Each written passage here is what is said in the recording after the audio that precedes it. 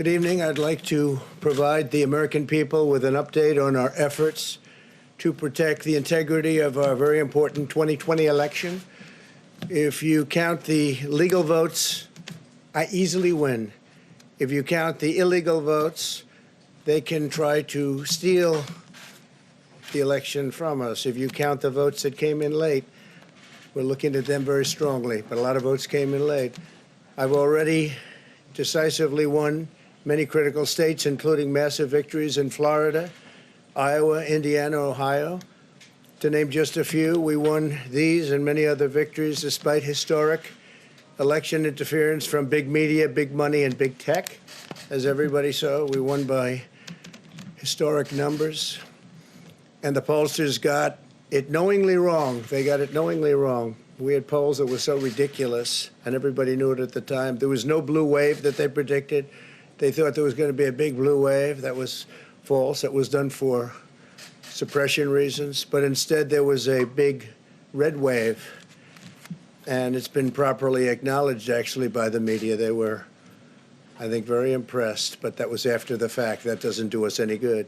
We kept the Senate despite having twice as many seats to defend as Democrats. And in a really much more competitive states, we did a fantastic job with the Senate. I think we're very proud of what's happened there. We had many more seats to defend. They spent almost $200 million on Senate races in South Carolina and Kentucky alone, 2 races, and hundreds of millions of dollars overall against us. At the national level, our opponents' major donors were Wall Street bankers and special interests. Our major donors were police officers, farmers, everyday citizens. Yet for the first time ever, we lost 0 races in the House. I was talking to Kevin McCarthy today. He said he couldn't believe it. 0 races. Very unusual thing, 0. And actually won many new seats with, I think, many more on the way. This was also the year of the Republican woman. More Republican women were elected to Congress than ever before. That's a great achievement. I won the largest share of non-white voters of any Republican in 60 years, including historic numbers of Latino, African American, Asian American, and Native American voters, the largest ever in our history. We grew our party by 4 million voters, the greatest turnout in Republican Party history. Democrats are the party of the big donors, the big media, the big tech, it seems, and Republicans have become the party of the American worker, and that's what's happened. And we're also, I believe, the party of inclusion. As everyone now recognizes, media polling was election interference in the truest sense of that word by powerful special interests. These really phony polls, I have to call them phony polls, fake polls, were designed to keep our voters at home, create the illusion of momentum for Mr. Biden, and diminish Republicans' ability to raise funds. They were what's called suppression polls. Everyone knows that now. And it's never been used to the extent that it's been used on this last election. To highlight just a few examples, the day before election, Quinnipiac, which was wrong on every occasion that I know of, had Joe Biden up by 5 points in Florida, and they were off by 8.4 points, and I won Florida easily. So they had me losing Florida by a lot, and I ended up winning Florida by a lot. Other than that, they were very accurate.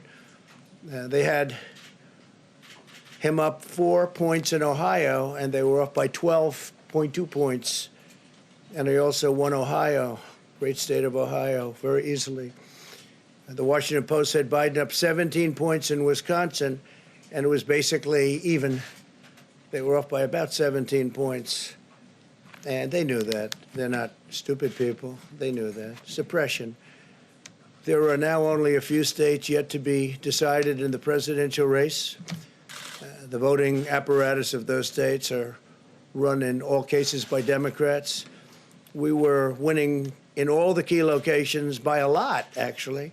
And then our numbers started miraculously getting whittled away in secret, and they wouldn't allow legally permissible observers. We went to court in a couple of instances, and we were able to get the observers put in. And when the observers got there, they wanted them 60, 70 feet away, 80 feet, 100 feet away, or outside the building to observe people inside the building. And we won a case, a big case, and we have others happening. There are lots of litigation, even beyond our litigation. There's tremendous amount of litigation generally because of how unfair this process was. And I predicted that. I've been talking about mail-in voting for a long time. It's really destroyed our system. It's a corrupt system, and it makes people corrupt even if they aren't by nature. But they become corrupt. It's too easy. They want to find out how many votes they need, and then they seem to be able to find them. They wait, and then they find them.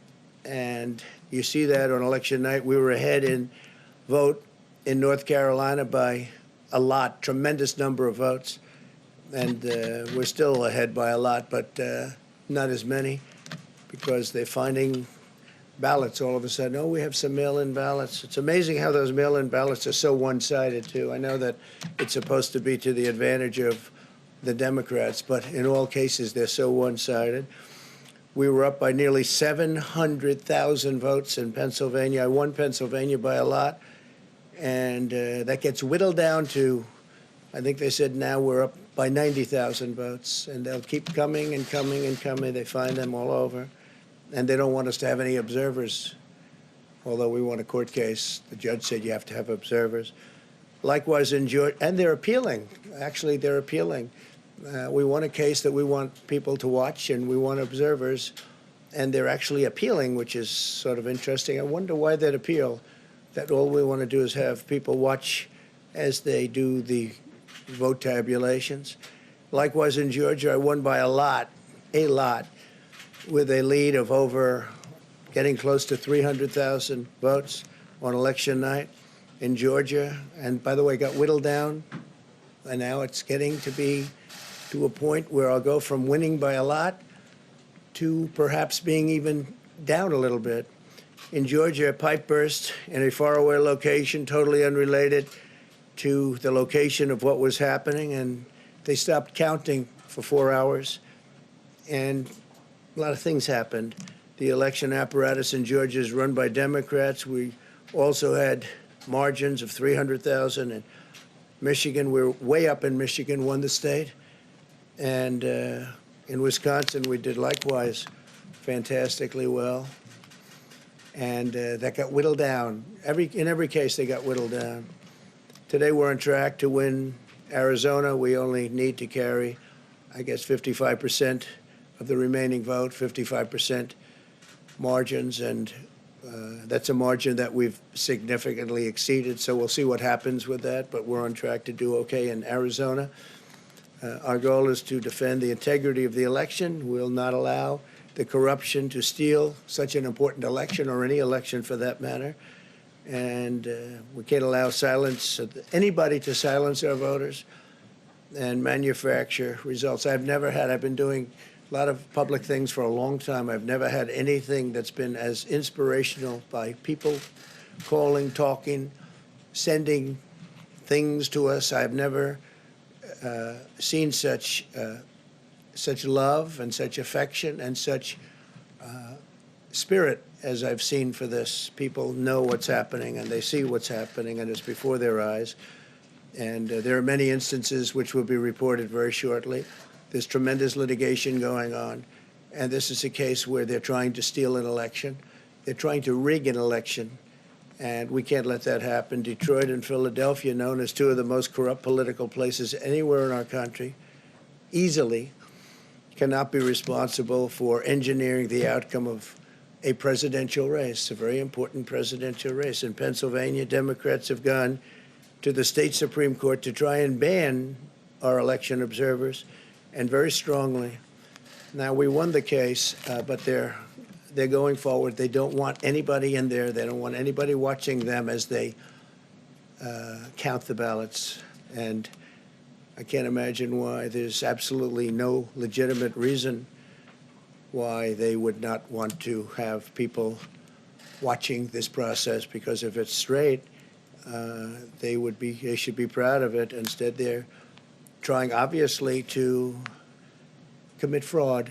There's no question about that. In Philadelphia, observers have been kept far away, very far away, so far that people are using binoculars to try and see, and there's been tremendous problems caused. They put paper on all of the windows so you can't see in, and the people that are banned are very unhappy and become somewhat violent. The 11th Circuit ruled that in Georgia, the votes have been in by Election Day, that they should be in by Election Day, and they weren't. Votes are coming in after Election Day.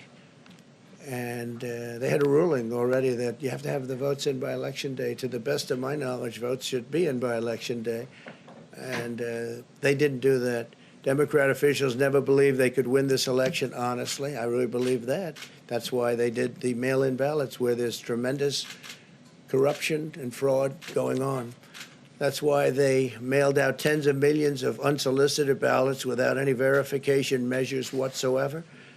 And I've told everybody that these things would happen because I've seen it happen.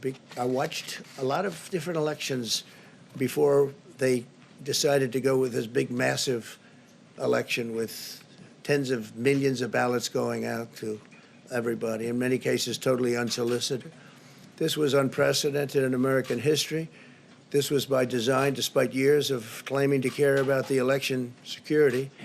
They refused to include any requirement to verify signatures, identities, or even determine whether they're eligible or ineligible to vote. People are walking in there. They have no idea. They're just taking numbers. They're writing down things, the workers, and doing a lot of bad things. And we have a lot of information coming and litigation that you'll see that will shake even you people up. And you've seen it all. The officials overseeing the counting in Pennsylvania and other key states are all part of a corrupt Democrat machine that you've written about, and for a long time you've been writing about the corrupt Democrat machine.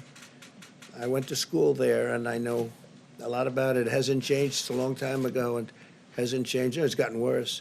In Pennsylvania, partisan Democrats have allowed ballots in the state to be received 3 days after the election, and we think much more than that.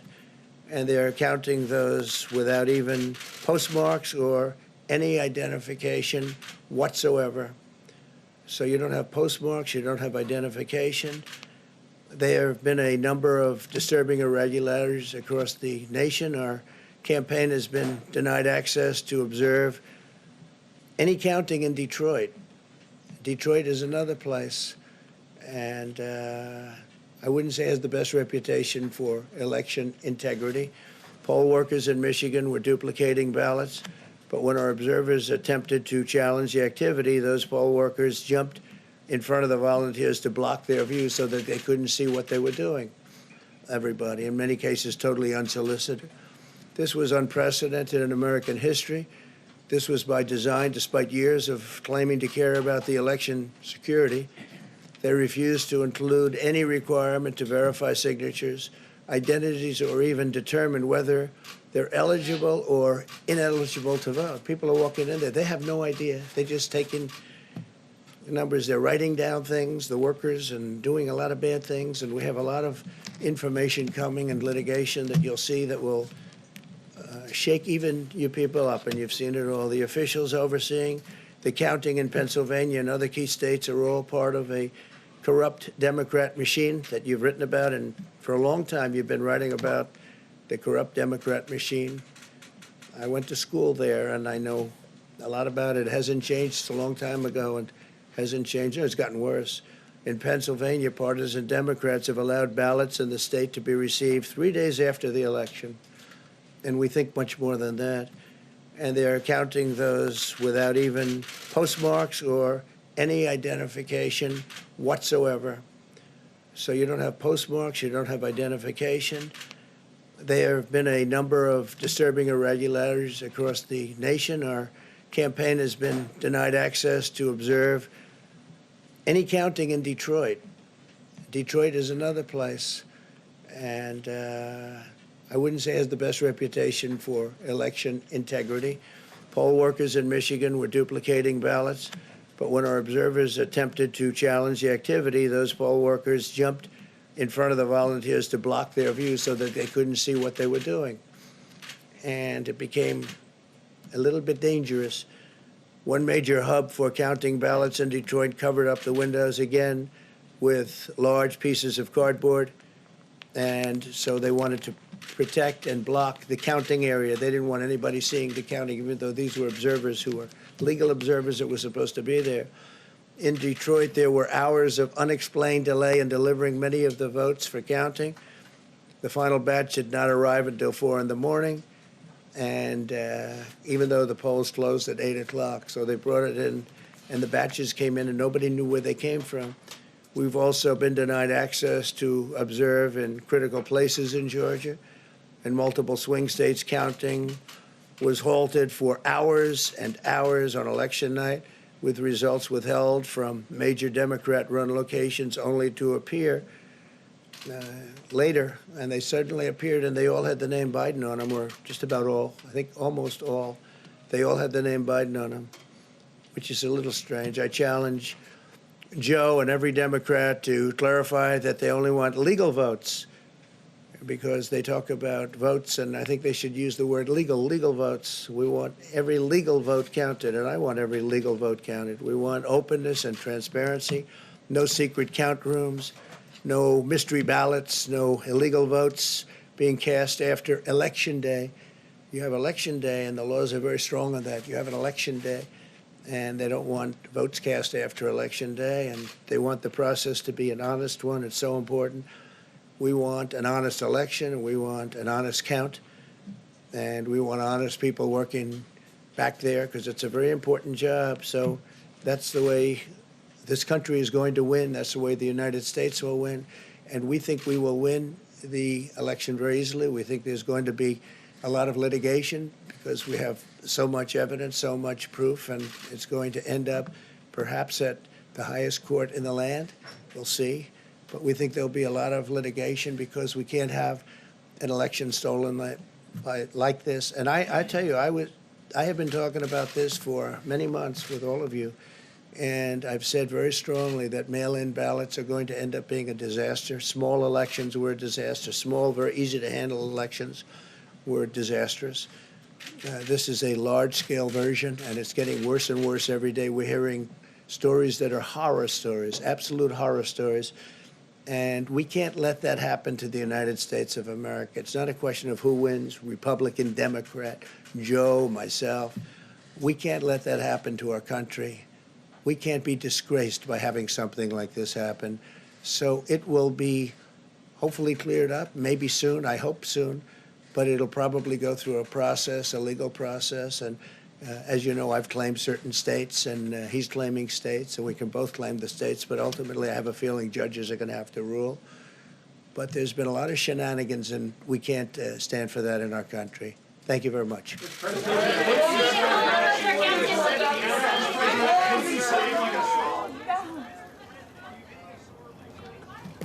Well, there we go. The President of the United States, an unprecedented moment in American history. When the election is on a knife edge, it's being contested, as we all well know, as the President certainly knows, comprehensively demolishing the American democratic process. It was almost as if he was describing a Zimbabwean election or something going on in Belarus.